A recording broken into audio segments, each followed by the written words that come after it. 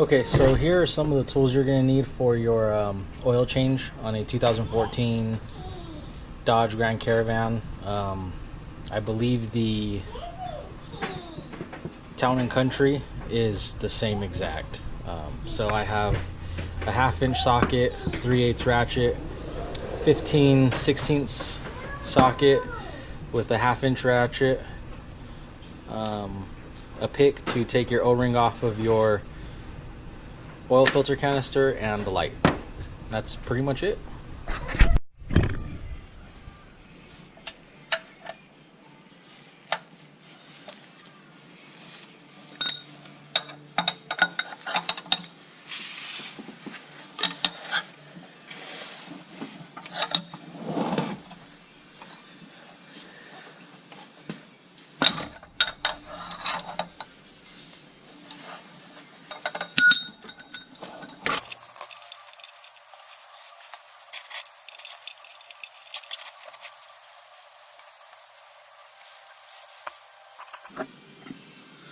So the nice thing about this is the only time you're underneath the vehicle is to remove the drain plug and put it back.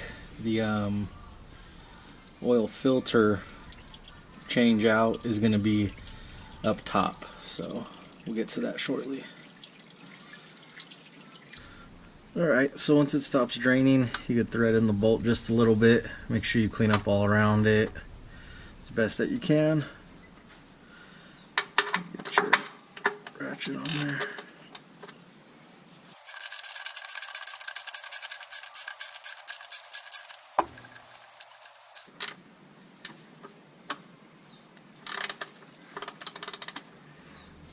Alright, just snug it up. Not too tight. A good wipe again.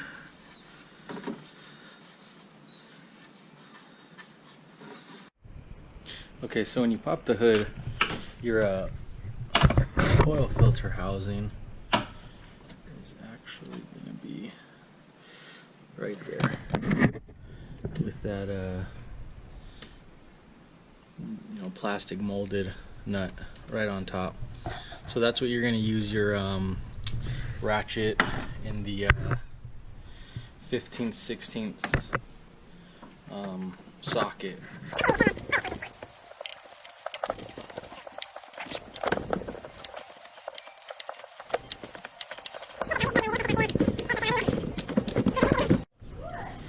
Okay, so I finally got it all the way loose. Now I'm going to pull out the housing. I do have a bowl ready, a rag right there. It is going to drip some oil. So let's see if I can do this with one hand.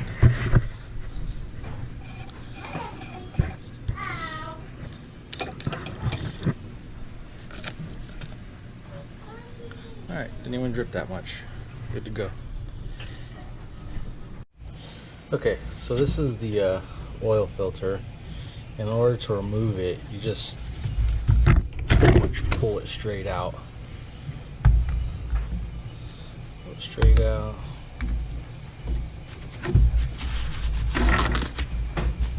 So for that, up a little bit, and then right here is the O-ring you have to take off. Use a little pick. I got a set of 4 of these at Harbor Freight for like $2.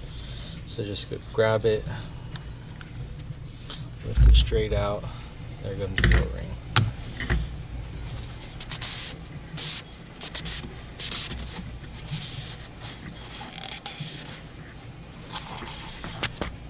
Clean it up. Okay. Set this to the side. Here's the new kit. Comes with the new O-ring.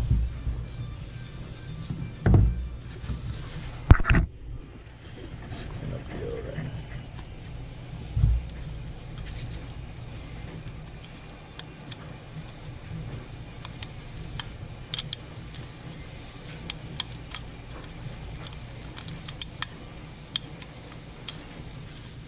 Alright. Make sure that's seated properly. You could grab just a little bit of oil, a little bit more. Just put it on the O-ring.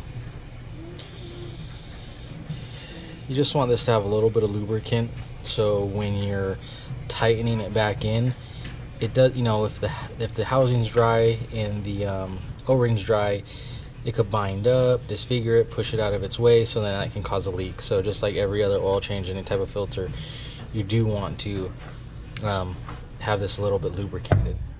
Get your new filter, push it, oops, push it straight in. So that's it. So it's ready to go back. Alright, so right in there is where you're going to put your filter and the housing back. Sorry about the light.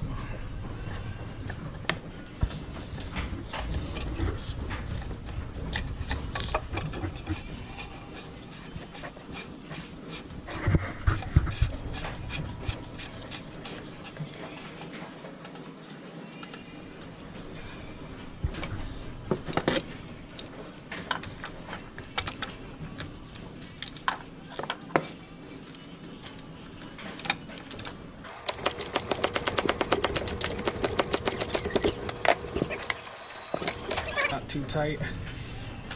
There we go. Okay, so now I'm ready to add the oil. The owner's manual does call for 6 quarts. I have 6 right there.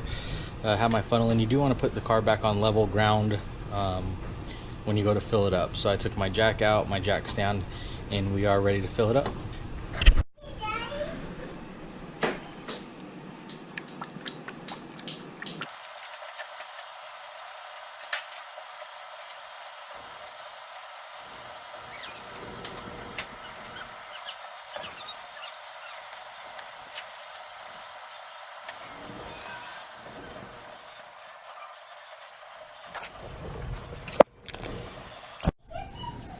Okay, so got 6 quarts in. Let's go ahead and check the dipstick. Pull it out. We're gonna wipe it clean. Make sure that you get it clean.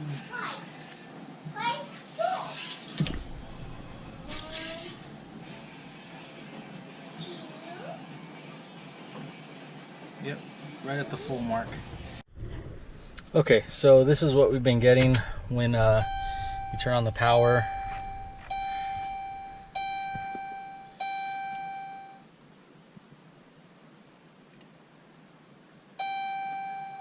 Oil change due. We also have a low tire pressure. Great. Okay, so turn it back off. What you want to do is you're going to turn on just to the power, onto the on. Don't start it, just to on. Then you're going to hit the gas pedal 3 times within the 10 seconds. So gas pedal now, 1, 2, 3, all the way down.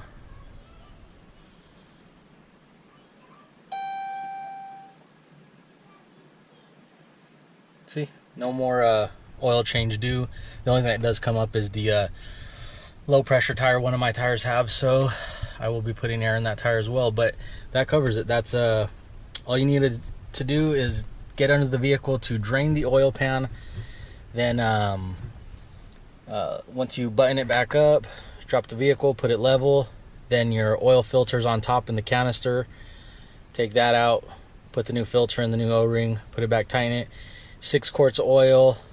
Then to restart your light, put it on, hit the gas pedal all the way down to the floor 3 times in a row with the car turned to on.